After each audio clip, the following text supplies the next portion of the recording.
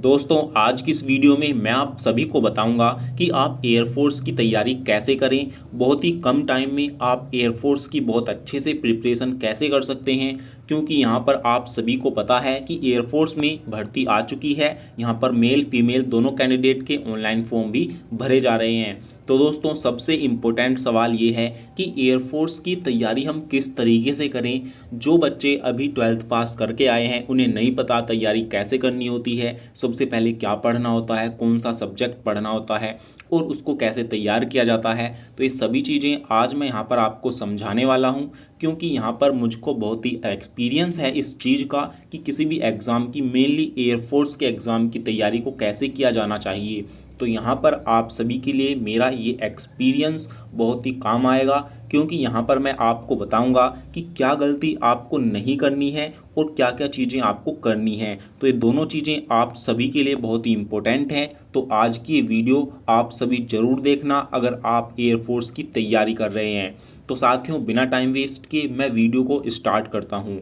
तो दोस्तों सबसे पहले किसी भी एग्ज़ाम की तैयारी करने के लिए सबसे पहले देखना होता है हमको उसका सिलेबस, कि कौन कौन से सब्जेक्ट आएंगे और कौन सा सब्जेक्ट कितने नंबर का होगा। तो यहाँ पर मैं आप सभी को बता दूं, एयरफोर्स में जो वाई ग्रुप का सिलेबस रहता है यहाँ पर आप उसको 4 पार्ट में डिवाइड कर सकते हैं। सबसे पहले आप यहाँ पर उसको कर सकते हैं रीजनिंग। दोस्तों रीजनिंग के जो है यहाँ पर आप सभी के लगभग 15 क्वेश्चन जरूर आते हैं एवरेज। और यहाँ पर दूसरा सब्जेक्ट आपका है इंग्लिश। तो इंग्लिश के जो है आप सभी को पता है 20 क्वेश्चन आपके यहाँ पर आते हैं इंग्लिश के। और तीसरा यहाँ पर आपकी आती है मैथ। जी हाँ दोस्तों, मैथ के भी क्वेश्चन आते हैं। और दोस्तों चौथा जो है वो है आपका जीके जीएस। तो यहाँ पर ये 4 सब्जेक्ट आप यहाँ पर डिवाइड कर सकते हैं। दोस्तों मैथ के यहाँ पर 7 क्वेश्चन आपके आते हैं एवरेज ऑन, 6 से 7 क्वेश्चन आपके जरूर आते हैं मैथ के एयरफोर्स के वाई ग्रुप में। और जीके के भी यहाँ पर 6 से 8 क्वेश्चन आपके आ जाते हैं। तो यहाँ पर आप जीके के 6 से 8 क्वेश्चन इसके बीच में आते हैं। तो इस तरीके से आपका जो यहाँ पर सिलेबस रहता है वो 50 क्वेश्चन का रहता है, जिसमें इंग्लिश कंपलसरी 20 नंबर की आती है। रीजनिंग के भी 14 से 15 क्वेश्चन जरूर आते हैं और मैथ के 6-7 क्वेश्चन आपको जरूर मिलेंगे और जीके के भी आपके 7-8 क्वेश्चन आते हैं। तो इस तरीके से 50 क्वेश्चन हो जाते हैं, 50 नंबर का आपका पेपर होता है। तो आप इनमें से आप देख ही सकते हैं दोस्तों सबसे ज़्यादा क्वेश्चन कहाँ से बन रहे हैं। तो सबसे ज़्यादा क्वेश्चन बन रहे हैं आपके रीजनिंग से और इंग्लिश से।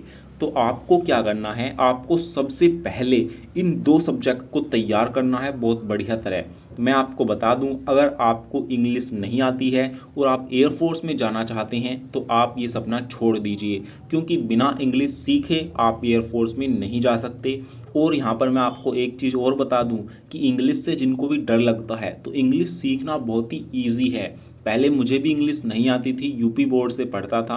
तो यहाँ पर यूपी बोर्ड से मैंने 12th की है। तो यहाँ पर इसीलिए इंग्लिश से मुझे बहुत डर लगता था, लेकिन जब मैंने इंग्लिश को सीखना स्टार्ट किया तो इंग्लिश को करने में इतना इंटरेस्ट आने लगा, इतना मज़ा आने लगा। तो इंग्लिश सब्जेक्ट बहुत ही ईजी है अगर हम उसको अच्छे से सीख रहे हैं। जब सीखना स्टार्ट करते हैं तो बहुत मज़ा आता है इंग्लिश को सीखने में। तो इंग्लिश को आपको अच्छे से सीखना होगा अगर आपको नहीं आती।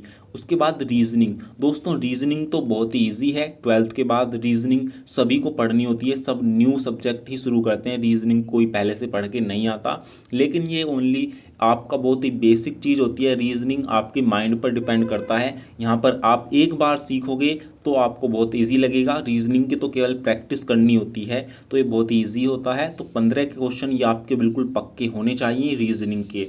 और इंग्लिश के आप अगर सीख लेते हो तो 20 में से कम 15 क्वेश्चन आपके बिल्कुल सही होने चाहिए। 15 प्लस एक एवरेज बच्चा 20 में से 15 क्वेश्चन इंग्लिश के बहुत ईजीली ले आएगा, क्योंकि इंग्लिश के जो सब्जेक्ट, इंग्लिश सब्जेक्ट के जो क्वेश्चन आते हैं बहुत ईजी लेवल के आते हैं। ज़्यादा हार्ड लेवल तो होता ही नहीं एयरफोर्स में, बहुत ईजी लेवल इंग्लिश का, रीजनिंग का, मैथ का, जीके का, सभी का ईजी लेवल होता है।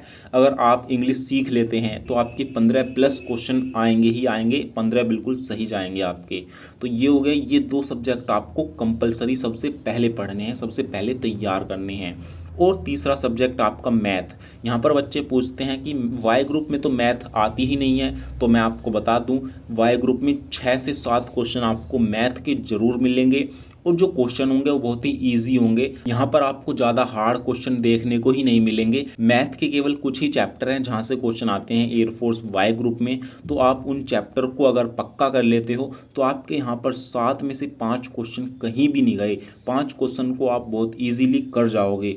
और बात करें जीके की, तो मैं यहाँ पर आपसे कहूँगा कि जीके तो आपको छोड़ ही देनी चाहिए, क्योंकि जीके में इस तरीके से आप तैयार करोगे, जीके का पोर्शन इतना बड़ा है, आपको physics, chemistry, biology, history, geography सभी चीज़ें आप याद करके जाओगे, तो उसके बाद भी जीके के क्वेश्चन कहाँ से आ जाएं कुछ पता नहीं रहता। इसीलिए जीके को आपको यहाँ पर ज़्यादा टाइम नहीं देना है। अगर आपको जीके पढ़ना है तो आप इन 3 सब्जेक्ट को पक्का करने के बाद लास्ट में जब एग्ज़ाम नज़दीक आए, जब आपको जीके में करंट अफेयर्स के क्वेश्चन देख लेने हैं, करंट अफेयर पढ़नी है, क्योंकि करंट अफेयर आते हैं 3-4 क्वेश्चन जो है आपके करंट अफेयर से ही पूछे जाते हैं। तो इसीलिए आपको जीके पर लास्ट में ध्यान देना है। स्टार्टिंग में रीजनिंग, इंग्लिश और मैथ को तैयार करना है, और इनकी टॉपिक वाइज सब सिलेबस को आपको देखना है कि इंग्लिश में कौन कौन से टॉपिक हैं जहां से क्वेश्चन आते हैं, रीजनिंग में कौन से चैप्टर हैं, मैथ में वो कौन से चैप्टर हैं जहां से एयरफोर्स वाई ग्रुप में आपके आते हैं। तो इसकी वीडियो मैंने अलग से बना रखी है, एयरफोर्स वाई ग्रुप की, एयरफोर्स एक्स ग्रुप की,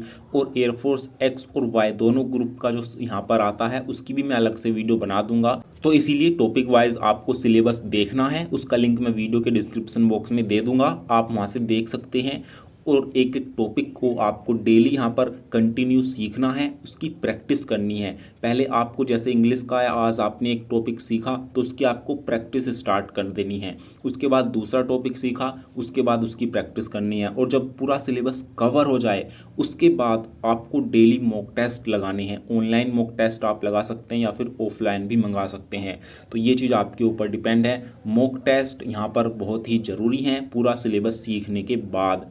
तो प्रैक्टिस बहुत ज़रूरी होती है, तभी आप एयरफोर्स में सिलेक्शन हो सकता है, वरना आप भूल जाइए एयरफोर्स को। तो इस तरीके से आपको करना होगा। सबसे पहले आपको टॉपिक वाइज सिलेबस लिखना है, उसमें एक एक टॉपिक को आपको सीखना है, और जब आपका पूरा आप सीख जाओ उसके बाद जो है आपको प्रैक्टिस स्टार्ट कर देनी है, मॉक टेस्ट लगाने हैं, प्रीवियस ईयर के क्वेश्चन पेपर आपको सोल्व करने हैं ज़्यादा से ज़्यादा। तो ये अगर आप इस तरीके से करोगे तो आप 100% एयरफोर्स की जो कट ऑफ है उसको क्लियर कर जाओगे, क्योंकि एयरफोर्स वाई ग्रुप की जो कट ऑफ आती है वो लगभग 30 से 34 आती है, 30 से 34 के बीच आपकी यहाँ पर कट ऑफ जाती है। इससे ज़्यादा आपकी एयरफोर्स की कट ऑफ नहीं जाती है, तो इसीलिए आप इजीली इतने मार्क्स ले आओगे। लेकिन आपको फाइनल सिलेक्शन लेना है तो आपको जो है अपना टारगेट 40+ मार्क्स लेकर चलना होगा। 40 क्वेश्चंस आपको सही करने होंगे, तो इसीलिए आपको अभी से ही बढ़िया तरीके से लग जाना है। और कोई भी दिक्कत या डाउट है तो आप हमसे पूछ सकते हैं, हम एयरफोर्स की सभी जानकारी आपको प्रोवाइड करवाएंगे। तो दोस्तों फिर मिलेंगे एक नई वीडियो के साथ, तब तक के लिए जय हिंद, जय भारत।